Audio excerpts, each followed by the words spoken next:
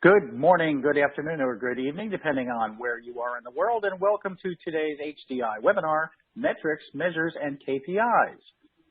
Today's webinar is brought to you by Fusion 17 and coming to you from HDI, where technical support professionals belong. Stay in touch with HDI all the time, not just on webinars. Find us on Facebook, follow us on LinkedIn, follow us on Twitter at ThinkHDI, and join us for HDI Chat every Friday at 1 p.m. Eastern Time, 10 a.m. Pacific Time. And if you're a member, you can keep the conversation going at HDI Connect, connect.thinkhdi.com. So we have a little bit of a Fusion bargain to tell you about. Summer promotion. If you use the promo code SUMMER when you register before July 31st, you will get an Amazon $50 gift card, like magic. And that's in addition to the early bird savings. So get yourself a deal and register for Fusion, driving service management forward. All right, let's get started with today's content. Doug Tedder joins us today. And Doug is an absolutely wonderful presenter, as you will hear. One more housekeeping detail I should mention before I give Doug his introduction. Remember that today's webinar will be available on demand shortly after the completion of the live webcast, and you'll receive an email reminder to let you know it's available. In addition, you can download the slides from the Attachments tab on your BrightTalk screen, and there are some other resources, including a link to a wonderful blog on this topic that Doug wrote for HDI. Doug is principal of Tedder Consulting, LLC, an ITSM and IT governance consulting practice. Doug is a strategic, innovative, and solutions-driven service management professional with more than 25 years of experience across a variety of industries. He's a fellow in service management, that's FSM, an ITIL expert and V2 service manager, a certified ISO IEC 20000 consultant manager. He holds all of the ITIL capability certificates and is a certified ITIL Foundation trainer. He's an active volunteer within the ITSM community. He's a frequent presenter at industry user group meetings, webinars, and conventions. He's also an HDI certified instructor and is a former president of ITSMF USA. Well, that's some good credentials there. Doug, take it away. Thank you, Roy. Thank you so much. And thank you for those of you in the audience for taking some time out of your busy day to join me for the next, I think we're on for 3 hours today, aren't we, Roy? Is it like the 3-hour webinar today? I thought this was the 15-hour presentation, but that's another story. Well, maybe we better try to squeeze it down into the next hour or so. But kidding aside, it's a real pleasure to be here to talk with you about metrics, measures, and KPIs. I'll just jump right to the next slide and just give credit where credit is due. I won't bother reading those things, but I borrowed some of the material that you are about to see and hear about from some of these references, and with that, I have fulfilled my legal obligation. So here we go. The original title for this webinar was going to be everything you ever wanted to frequently ask about measures, metrics, and KPIs, but you were afraid to ask because you weren't sure if you were going to get an answer because the questions had been frequently asked. And that is a mouthful, but I changed my mind, and besides, it wouldn't fit on the title slide. So let's just go with this. How about some frequently asked questions? And one of the things that I like about frequently asked questions is there's always answers to those frequently asked questions. So not only are you going to get a few of the frequently asked questions, but you also get a few answers, at least in the world according to Doug. And one thing I want to point out to you, you don't be surprised if you have questions at the end, which I'm happy to entertain. Don't be surprised if some of those questions don't show up in a future article on Support World. So the folks at HDI had asked me to write a couple of articles. One of the most recent ones I wrote was around frequently asked questions around metrics, measures, and KPIs. So if you ask the question, don't be surprised if it doesn't show up in a future article that I'll write for HDI. So with that, let's just jump right in, shall we? So the first question that I'm often asked is, what are CSF's KPIs, metrics and measures? There's a lot of acronyms there, a lot of terms there that you may or may not be familiar with. And so let's just start right from the beginning. And let's describe what a measure is. Measure is just a quantitative unit or standard of measure. It's just a degree of something. So, for example, I'm physically in Fishers, Indiana. It's a suburb of Indianapolis, and the temperature today is 82 degrees. That's an example of a measure. A metric is derived from measures. It's a quantitative and periodic measure used for the purposes of assessment or comparison. You usually get to a metric by dividing two measures. So an example of that might be the average temperature here in Fishers, Indiana in July is 85 degrees. So not quite an average day here in Fishers, but certainly warm enough at 82 degrees. I want to jump down to the bottom one there first. A critical success factor. Critical success factors are qualitative. By themselves, they cannot be measured, but they are critical to the success of whatever it is that we are doing. So if we're trying to achieve a goal or objective, and we have to have some condition or some state of being to be successful, that is what we would define as a critical success factor. So how I often describe critical success factors using the temperature theme here is a critical success factor to play hockey outdoors is that you have the right climate. That's a critical success factor. Now, if you notice, you can't really measure anything about that particular statement. What is the right climate? That's where KPIs come in. KPIs are key performance indicators, and a key performance indicator quantifies management objectives and enables the measurement of the critical success factor. So if I want to play hockey outdoors here in Fishers, Indiana in July, and I want to play ice hockey, let's clarify that, not likely to happen because it's pretty darn warm. The KPI that I might be looking at is an average temperature of less than 32 degrees Fahrenheit for 25 consecutive days. That might indicate that I have the right kind of climate in order to play outdoor ice hockey. If I were to step out onto the pond today to play ice hockey, I'm likely to get very wet. So CSF KPIs, metrics and measures are very important as we start to look at the way that we manage and deliver services and the things that we do from a support center perspective. So why is this so important, or what does this look like? Let's go there first. And what you see on the screen there is kind of a diagram of how these various terms kind of relate to one another. So if I start at the top, I'm looking at goals and objectives. Goals and objectives are actually what the company or our organization or business is asking us to accomplish. Goals gives us milestones, and objectives gives us some of the reasons or how we're going to get to those milestones. Those goals and objectives are qualified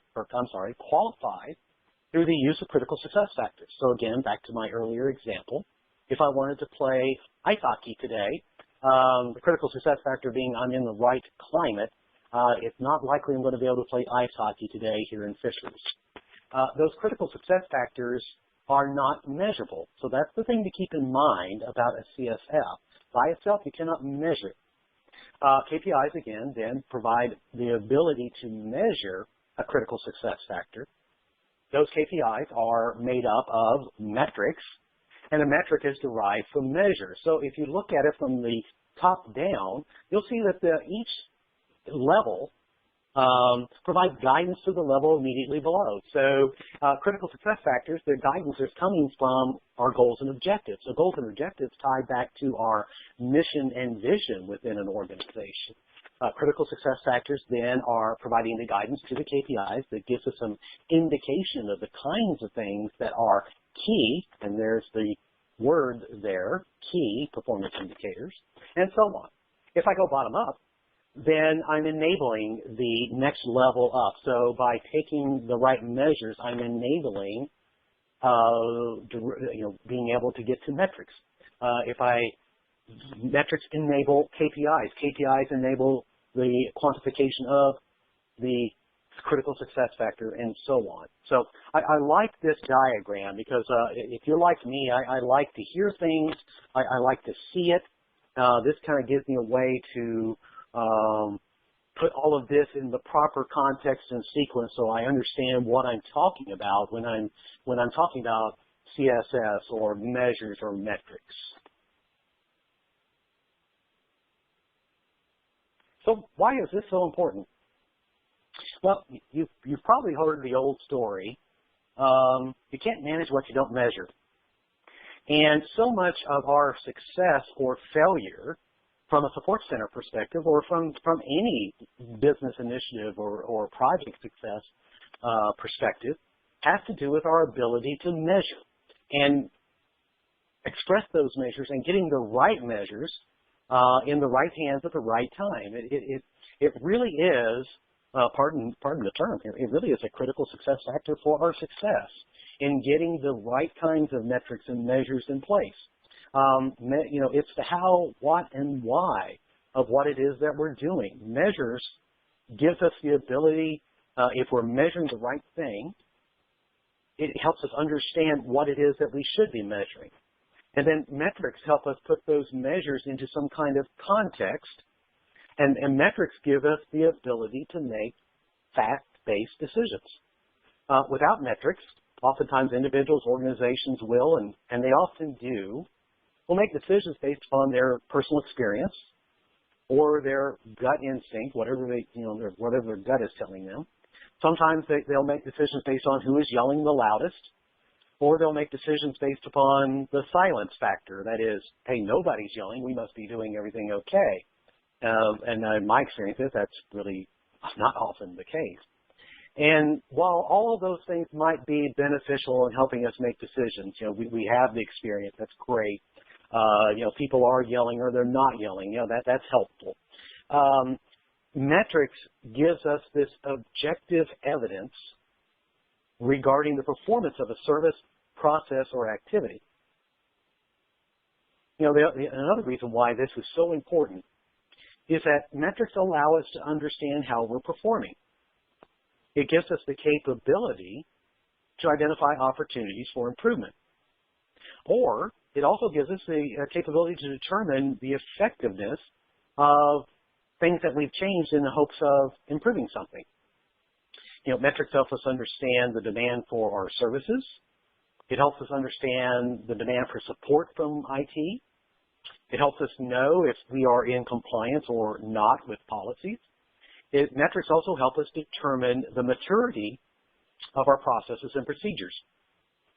But I think the most important thing that comes out of metrics and being able to produce metrics is the ability to compare our current performance against previous performance. It gives us the ability to do comparisons. We don't know if we're performing better if we don't have the metrics to demonstrate that for us.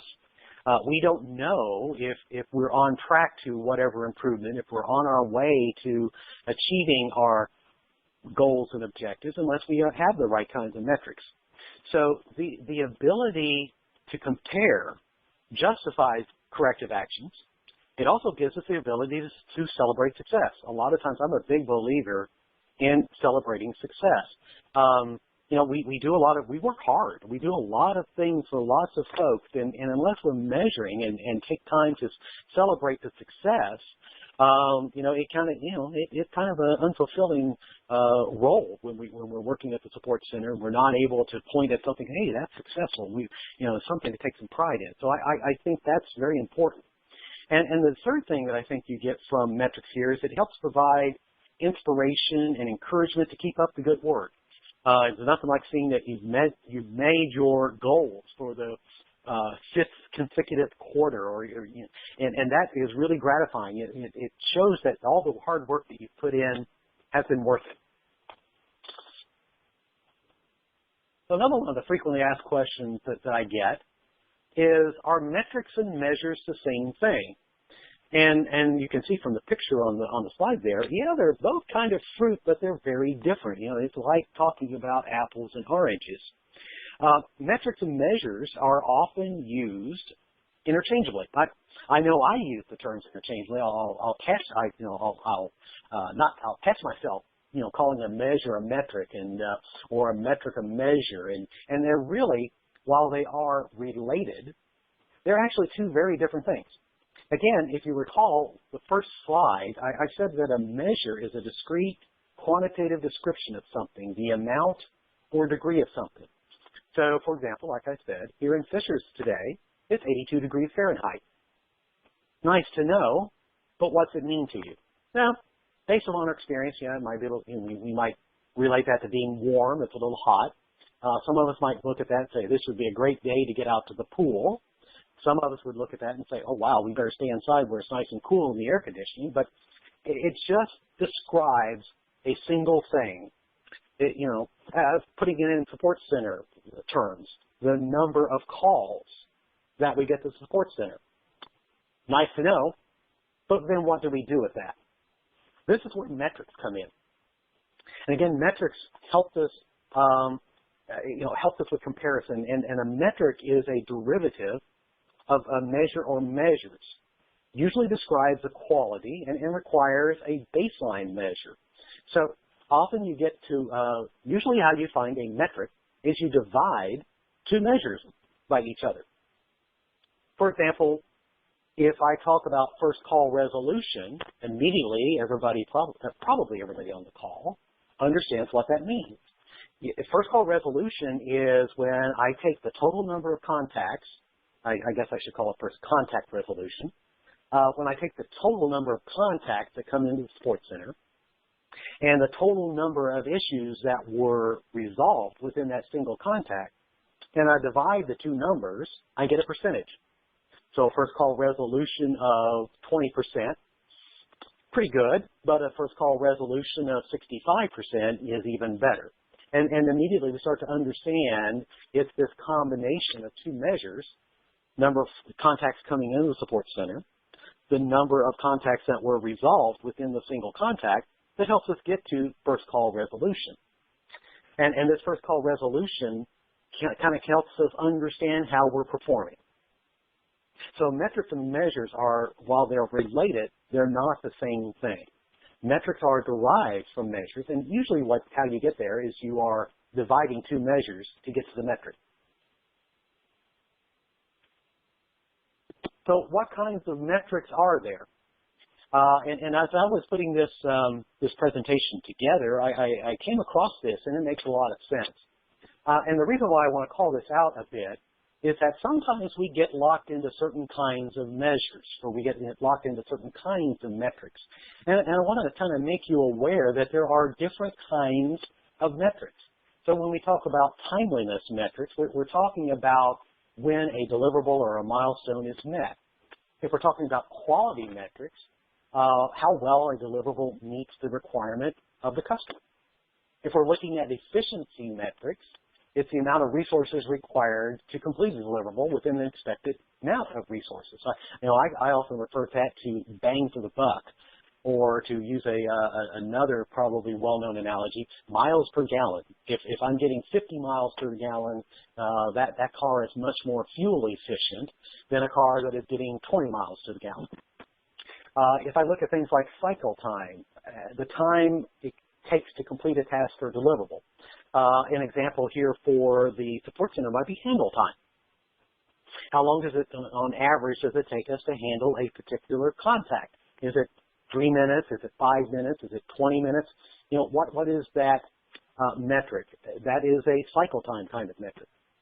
And then we have a couple of kinds of indicators. Now, we talk about these indicators in the HDI Support Center Manager class. But if you've not gone through that class, or as a refresher, a leading indicator is more predictive. It indicates the likely performance, whereas lagging indicators are actions. How did we actually perform? So, for example, if I start to look at, and let's use an analogy here. If I look at average handle time and I think about that as a leading indicator, let's say that my average handle time, and I'm just going to make a number up, my average handle time has been going up over the last 3 months, and it's gone from 12 minutes to 19 minutes. That is a leading indicator of the number of calls that I'm able to answer. That may impact my ability to actually take calls into the support center. The number of calls in the support center is a lagging indicator. So hopefully that example kind of helps kind of clarify the difference between leading indicator and lagging indicator.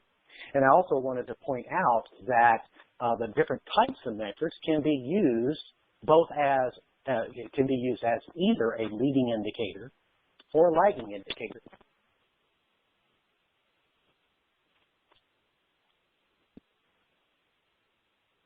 So are metrics the same as KPIs? So I like to use this picture a lot in some of my presentations. I call this guy Dr. Shrug. Are metrics the same as KPIs? Well, here's my sage-like wisdom with respect to that question. Not all metrics are KPIs, but all KPIs are metrics. The answer is, simply put, while a specific metric will provide us with important information for managing some specific asset or aspect of our work, not all metrics are necessarily key. So those key metrics or KPIs give us the ability to quantify what is the most important thing to monitor or measure as we are working toward achieving goals and objectives. So if you recall the slide that had the hierarchy of measures, and it went from goals and objectives to critical success factors to KPIs to metrics. Notice that not all metrics become KPIs because those are not key to helping us understand how we're progressing toward achieving a goal or objective. The other thing I'll tell you about KPIs versus metrics, comparatively speaking, you will likely have a lot more metrics than you will have KPIs. I'm a big believer in the old axiom, less is more when it comes to KPIs. Because, we're all in IT, there are a number of things we can measure. My gosh, there are so many things that we can measure. Sometimes we can easily become overwhelmed or get lost in the number of measures that we take, the number of metrics that we derive from those measures. It's really difficult to kind of wade through some of that sometimes. So one of the things you have to ask yourself is this metric important enough to monitor to help me understand how I'm progressing or how I'm doing against achieving those goals and objectives that have been defined for me? If the answer is yes, this is a KPI. If the answer is no, it's a metric. Now, does that mean you don't need to keep up with that metric? Not necessarily, but I'll come back to why it's important to make that distinction between KPIs and metrics here in just a little bit. The other thing to keep in mind about KPIs is just like goals and objectives will change over time. Typically, you get new goals and objectives every year. The company has a new initiative. There are new projects out there, and that results in new goals and objectives. Well, that also then indicates, or will be a good indicator, that it's time to revisit what you're now looking at as KPIs. And it may be time to change your KPI, which is going to have this cascade effect. If I have to change my KPIs, what metrics do I need in order to satisfy or track that KPI? And do I have the right measures in place in order to get to the right metrics that then support or that can become that KPI? So one of my pieces of advice that I give folks is that at least review your KPIs on an annual basis.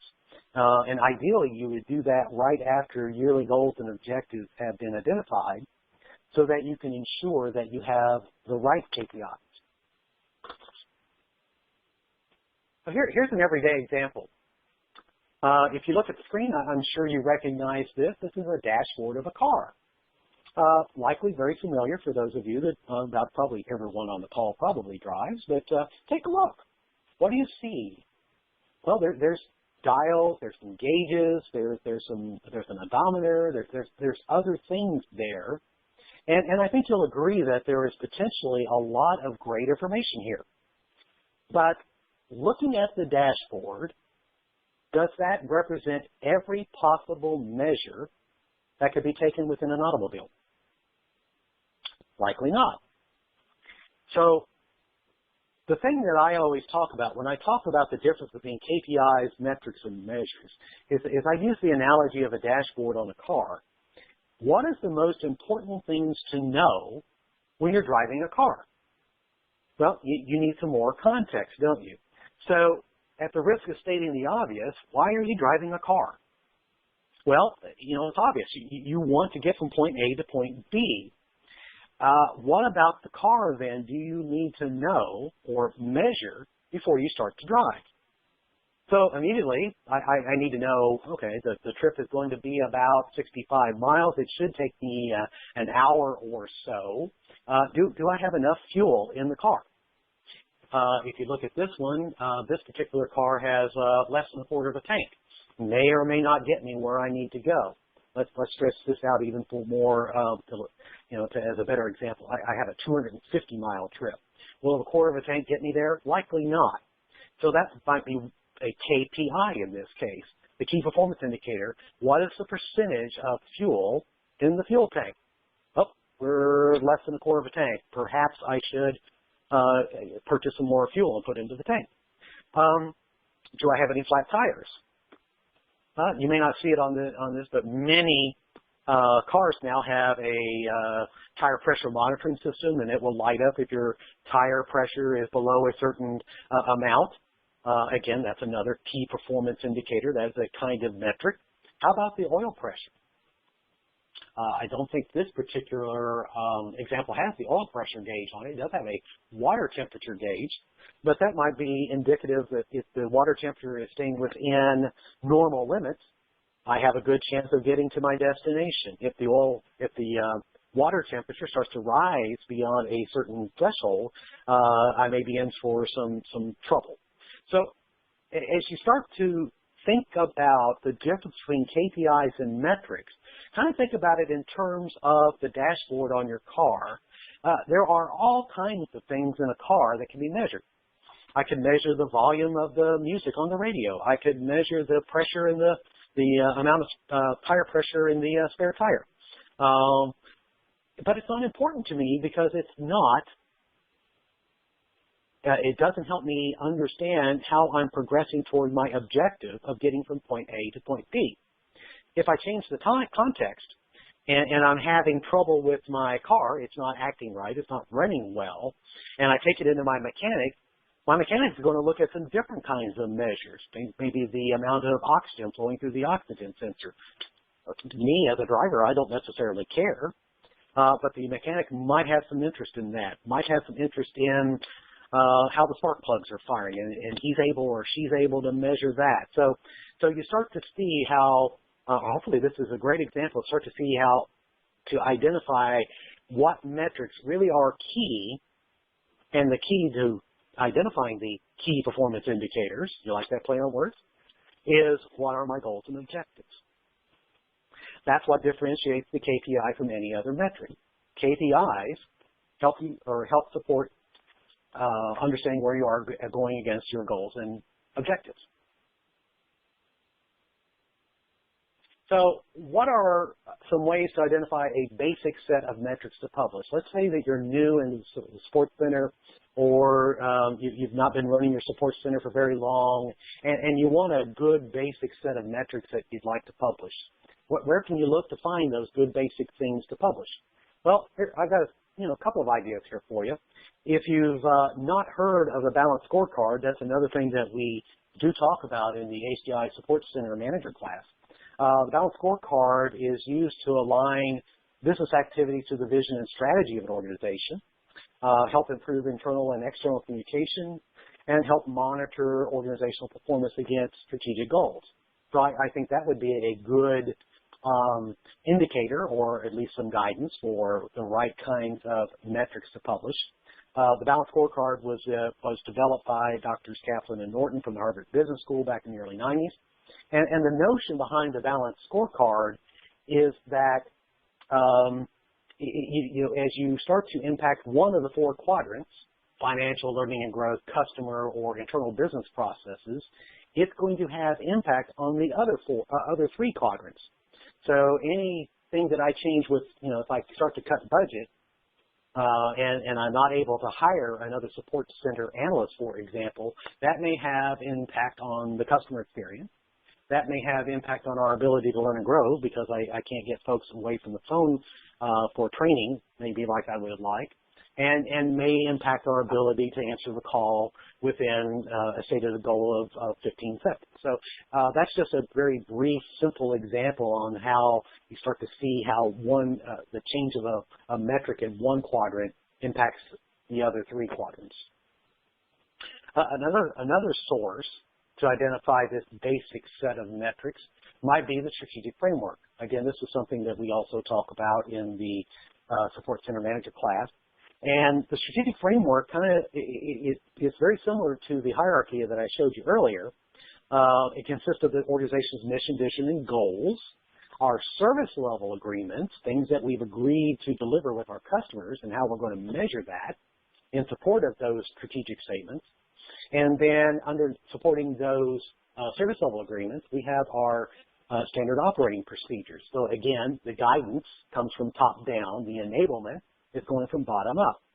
So a good hint here is if you do have SLAs in place, go take a look at them and see what metrics have been defined for how we're going to perform. Look at the mission, vision, and goals, at the critical success factors and associated KPI, and just to make sure that you have the right KPIs in place to support what you're saying in your SLA. If you don't, it's a great time to go figure that out. It's a great time to identify what are those measures that I need to take and what metrics then help me take those measures and put them into the context that I need to show how I'm progressing against the promises that I've made in my service level agreements. Perhaps an obvious source for what metrics that should be published might be go talk to your boss. It's a great opportunity to have a great conversation around, what they perceive as being most important to the organization and their experiences. Oftentimes, as you might expect, your boss may be involved in some conversations that you may not be privy to, but your boss can certainly give you some insight into what makes the organization tick and what's important. And that might be a great indication of what kinds of metrics that you might want to collect and publish as part of your basic set of metrics. The point is here, though, that whatever you do, you want a good balance and mix of metrics.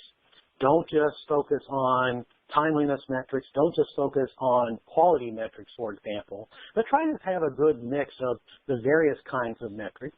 And don't forget that you want a good mix of both leading indicators and lagging indicators. So another question that I'm often asked is, will measures change over time? And the answer in a word is yes. As you start to look at, if you look at your service management implementation or you look at your support center implementation, and as your business models evolve and mature and change over time, what you measure and how you measure should also change as well. So if you look at it as a continuum, maybe if I'm new on my service management journey or I've just stood up my support center, I might want to take more metrics towards the left side of the continuum here. I want to look at, are we on plan? Are we hitting milestones? Have we accomplished the achievements that we had set out? As I start to mature, though, the things that I start to measure may start to change. So, for example, compliance. Are we doing what we said we were going to do? This is real simple. Either we are or we are not. We might then further quantify those measures by putting them into metrics. How far away are we? What percentage are we? That's going to start to get us toward effectiveness. We're doing what we're supposed to do. And then as we start to approach a higher level of maturity, we might start to include some efficiency metrics. So we're looking at things like trends or cost. We're trying to understand, are we getting the best performance for the minimum amount of investment or cost? So think about this as you go through. Don't get hung up on that you have to have the same measures over and year in and year out. Don't be afraid to let go of some of those reports or publishing measures that are no longer applicable to your situation. And again, my recommendation is that you have a look at this at least once a year to see, do my measures need to change? Has something about my business or my organization changed that is going to cause me to take a look at the kinds of things that I'm measuring to make sure that I can track my progress toward achieving the goals and objectives of the organization.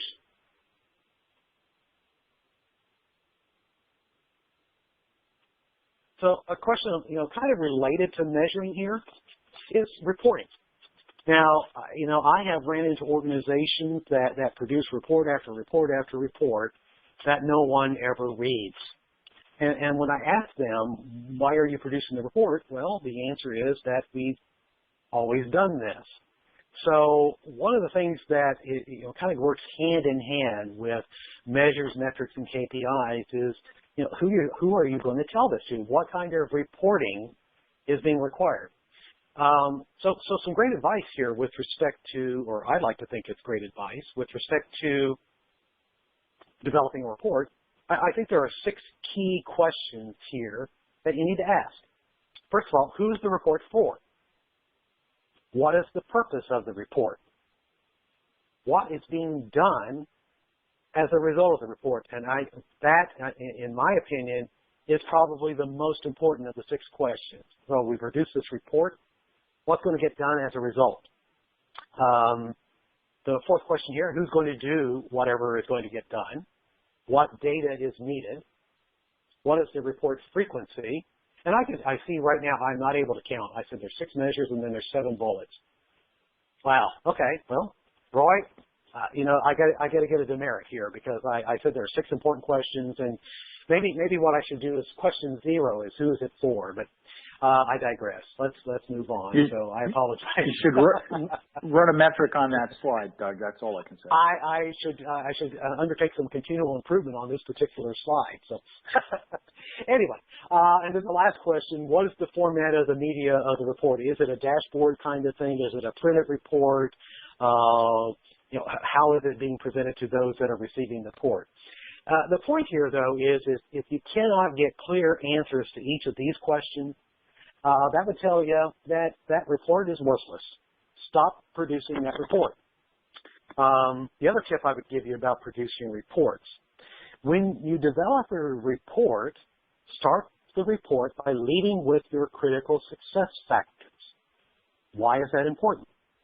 Well, because your critical success factor describes what is critical to success. So let me give you an example. I was just having this conversation the other day with a client, and I asked them about the kinds of reports that they produced, and one of the reports that they produced was the number of calls coming in the support center. And I challenged that, and I said, so what? If you show that report to your vice president or you show that report to some other senior leader, their reaction is going to be, yeah, so what? That's what a support center is supposed to do. Now, does that mean that it's not important to manage and to monitor? No, that's not what I'm saying at all. But what is important to understand with respect to reporting is what is the purpose of that report, what's going to be done as a result of the report, and then who's going to see it? Who is it for? So, if I want to promote my support center as being responsive and knowledgeable and an enabling support center, my customers can get back to productivity very quickly because my support center is top notch. I might report something different like mean time to restore. I might report something like average speed to answer because I'm always there. I'm picking up the phone quickly. I'm setting that good expectation because what I'm trying to do is tell a story that my support center, I am always here for you, and I will get you back to productivity as quickly as possible.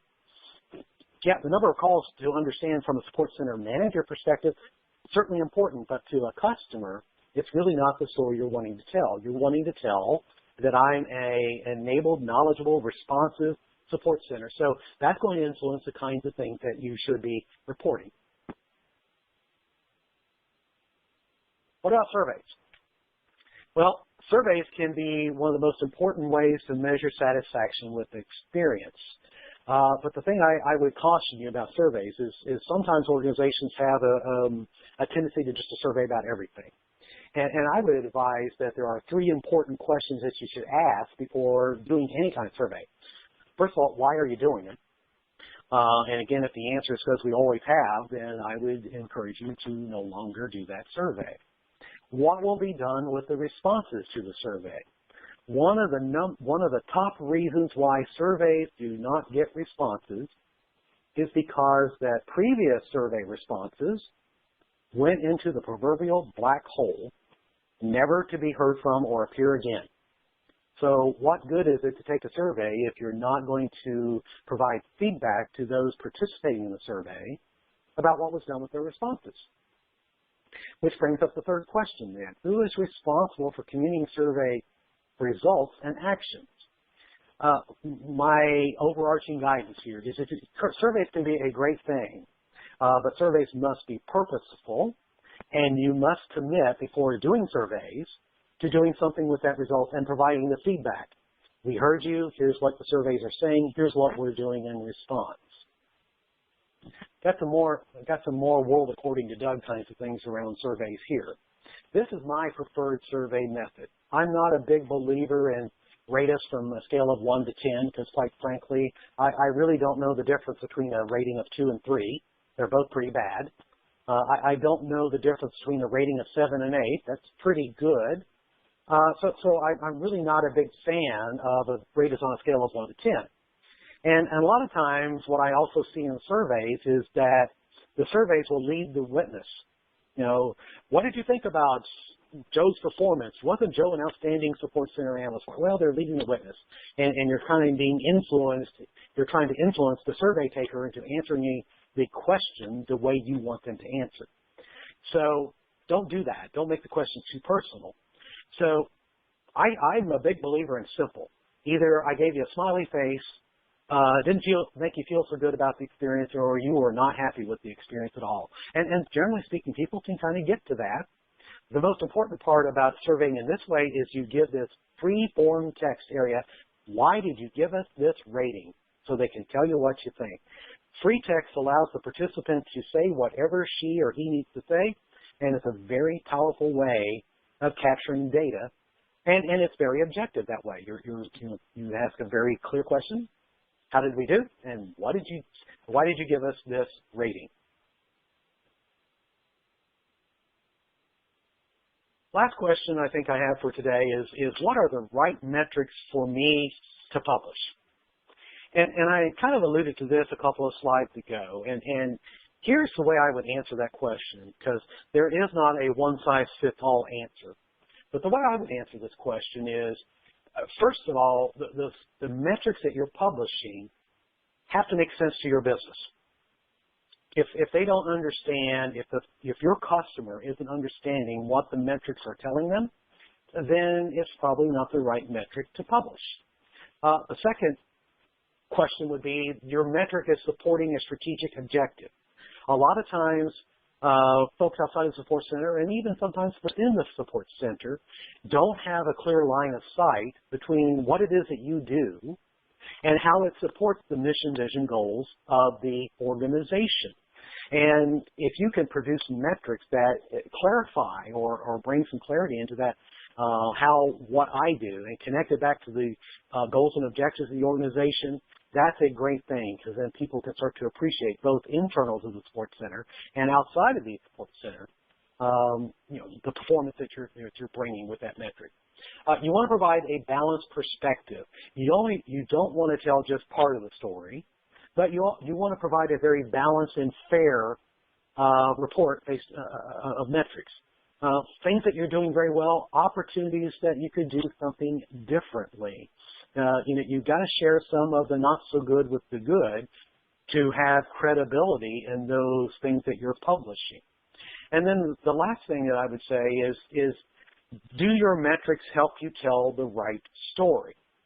What story is it that you want to tell about your support center? I used the situation earlier where my support center is a very responsive, knowledgeable, we're here for you all the time. What metrics would help me tell that story? Now, one of the things I want to point out here, notice I used a different word here. I said publish versus report. And there is a distinction. Reports are the kinds of things that my boss needs to see, and there are certain things that my boss is going to require because here's how her boss requires it, and that's all well and good, and certainly we want to report those things.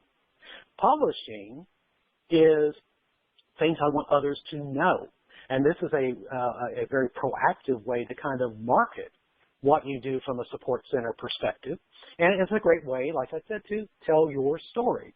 So these are the kinds of things, questions that perhaps that when you get the answers to, can kind of give you some indication on what are the right metrics for you to publish. So with that, again, I thank you so much for your time. I know there was a lot of slides there and a lot of good material. I hope you found it valuable and useful. And Roy, I guess if we have any questions, let's see if we can take a crack at answering some of those. We do indeed have some questions, Mr. Tedder. And the first one is asking you to kind of take a stab at some actual KPIs. What do you think the top 5 KPIs a service desk should be looking at? Oh my gosh. The top 5. Oh my gosh, that's a great question. I'm going to go off the top of my head here. I have a love-hate relationship with first call resolution. And I'll explain that. I think, first call resolution can be kind of a false positive. It's a good thing until it's not. And what I mean by that is if our first call resolution is high, that's a good thing until we start seeing that same kind of thing. It's the same issues over and over. I might say, it's time to fix that versus wasting the customer's time. So I think that's a love-hate kind of thing. But, I think some of the metrics that perhaps that I would track would be handle time. I would look at things like volumes and compare it against times of day so I could staff properly. I would look at things like if I have a knowledge base, the accuracy of the knowledge base. There are ways to do that. If I'm able to resolve an issue using a knowledge article, that's a good thing for a service center to track. So there's 3. I'll give that one some more thought. There's probably a couple more that I'm just drawing a blank off, but those are the 3 things that come off the top of my head. And while you're continuing to think about that, Doug, I'll just respond here to a question that we get every single time. And we've been displaying it during the webinar, but you can get the slide deck from today's presentation by clicking on the Attachments tab right below the presentation screen. So if you just look below where the slides are showing up, you'll see a tab there that says Attachments, and the slide deck and some other resources, including a link back to Think HDI, a blog on this exact topic by Doug Tedder. Please take advantage of those. Thanks. So here's the next question. How are the metrics used to structure and develop a quality performance program for your center? So the first thing you have to define is what is the definition of quality for your organization. And that is going to influence what measures then you need to take and the subsequent metrics that are derived from that. So that's a bit of a nebulous answer, but that's really the answer. So quality is going to mean different things to different organizations. So, for example, quality might be, if I use the knowledge article example, KCS says that you're going to put a score on a knowledge article based on use and applicability and that kind of thing.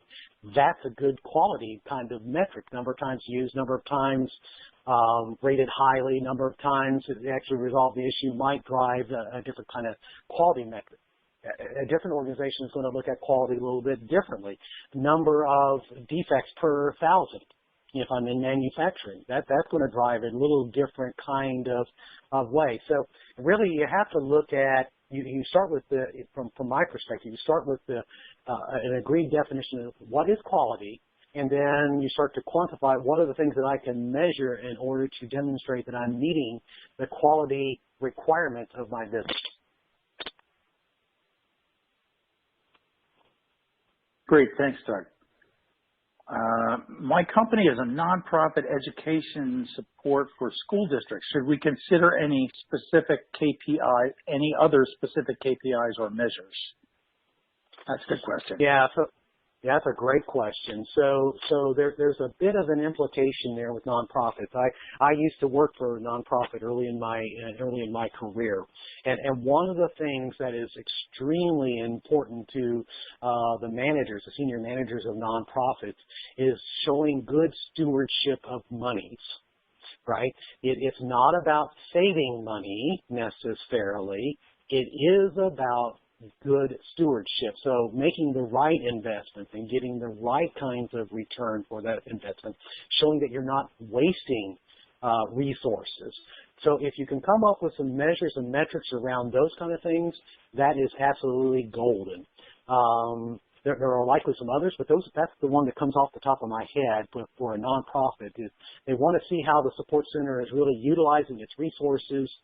You also have to understand that there is, one of the conversations that we often get into in the support center manager class is utilization of the agent. And one of the things that we talk about is that you don't want your agents to be 100% utilized because that's not good. They'll burn out. On the other hand, you don't want them to be underutilized because they're sitting around twirling their thumbs. So if you can tell the story with respect to utilization, and tie that back to performance, tie that back to customer satisfaction, some of those other kinds of things, that's a good indicator that you're making the most effective use or good stewardship of the organization's resources. Might also apply to for-profit organizations as well, now that I think about it. But just a couple things that come off the top of my head. Thanks, Doug. We actually have another question about downloading the slides, so I'm going to be very specific this time. If you wish to download the slides from today's webinar, open up the Attachments tab, which is below where the slides are appearing on your BrightTalk screen. And then there are several sections of that. Just scroll down a little bit. The first one is a link to the Doug Tedder blog on the HDI website on this topic. The second one is to download the slides. The third one allows you to take quick advantage of the summer special, which I'll remind you of before we leave, for registering for Fusion and getting an Amazon $50 gift card when you register. Okay, that's enough about that. Again, just a reminder to rate this before you go. So here's a good one. This is an interesting question. Is there a KPI that tends to motivate a service desk staff more than others? And I guess that's implying that salary is not it. I would guess that. But as we know from HDI research, money doesn't motivate; it will demotivate you. But it's not a prime motivator. It is not a prime motivator. It certainly isn't. I think. So there's a couple of things here that I would say, and I would look for effectiveness measures. How effective am I in utilizing the knowledge base? How effective am I in handling the customer call? What kind of feedback am I getting from the customer? Are they satisfied with my performance? Or the coaching opportunities. I think those things are all motivating, especially as you start to set a standard, maybe make it fun. I have worked with some support centers that have the support center analyst of the month, and they have a scepter or some kind of a rubber chicken or something like that that they display over their work area, and that becomes a source of motivation and pride. It puts in some friendly competitiveness. Here's the thing you want to avoid if you do that. You don't want to do that based on volume, right? Because it's not really fair. Some calls are quicker than others, and some calls, you just happen to be lucky and you get 3 or 4 easy ones in a row. But you want to do things around effectiveness and quality and make it fun, and have fun with it and make it, a little bit of a friendly kind of competition is what I've seen some support centers do. Great, thank you. How does ITIL come into play with KPIs? Well, there's a big one. Well, so I'm going to. There's a couple things that I'll say about ITIL. First of all, ITIL is a great framework. It is a framework, which means it is guidance, not gospel. ITIL describes over 500 KPIs in the 5 books. Should you implement or start to publish or produce those 500 KPIs? And the answer is absolutely not. Okay, so again, it depends on the perspective. What is it that you're trying to accomplish? The process owner for a specific service management process may be interested in some things that the overall business could care less about. So again, it comes back to understanding the goals and objectives of the organization. Who is the audience for those reports? Sometimes it's me as the process owner, so I may be looking at a different set of metrics derived from different measures than what I may report or publish out to other sides of that. So the one thing I want you to take away from this, do not try to implement all 500 plus KPIs as described by ITIL, but use them as food for thought.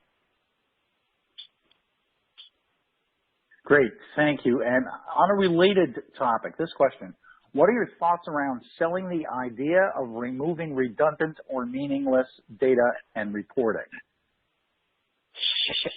Well, if it's meaningless and redundant and you're still reporting it, it's a waste of resources. So that's, if you can express that in terms of effectiveness and waste,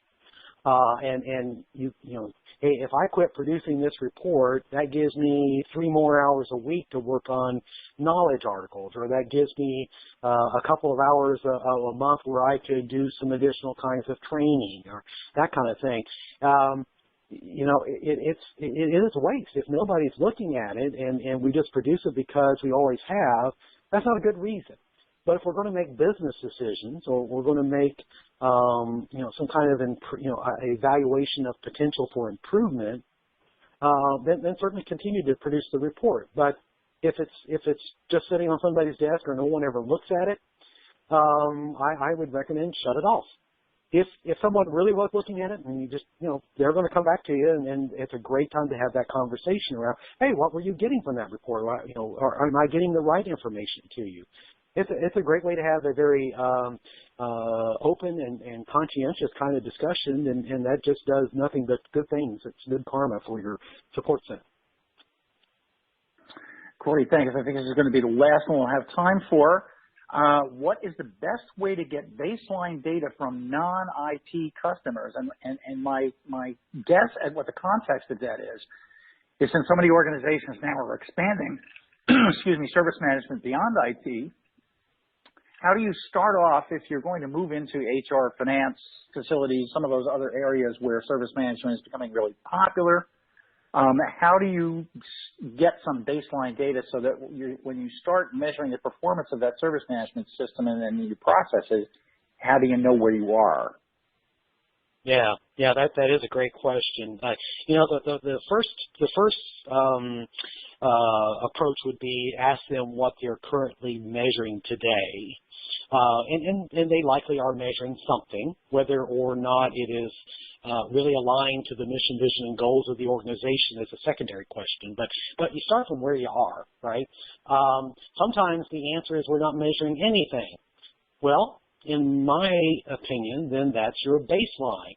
I'm not a big believer in assessment for assessment's sake, and if the answer is we don't measure anything, then that's the baseline, and then you move the conversation to something more relevant. Okay, what are the important things that support the goals and objectives of the organization? Why have we expanded service management out to facilities or HR, for example? What are the objectives for that? And then identify the appropriate metrics and measures that then you can convert into KPIs that then support those goals and objectives. So that would be my approach to doing that. And then take it from there. That becomes the place from which you start to compare. And then as the one slide kind of alluded to, you're starting out new. And as you start to mature this, you go back and revisit this on a regular basis. Doug, thank you so much for taking the time today, and thank you for everyone who attended. This webcast is copyright 2017 by United Business Media, LLC. The presentation materials are owned or copyrighted, if that is the case, by HDI, which is solely responsible for its content, and the individual speakers are solely responsible for their content and their opinions. Remember to register now for Fusion 17 and use that SUMMER, all caps, SUMMER, promo code to get an additional $50 value. You get an Amazon gift card. And we'll see you next month on August 15th. And we're going to talk about increasing rates of incidents and how to handle that with Vincent Jeffrey. So see you next month. Thanks so much.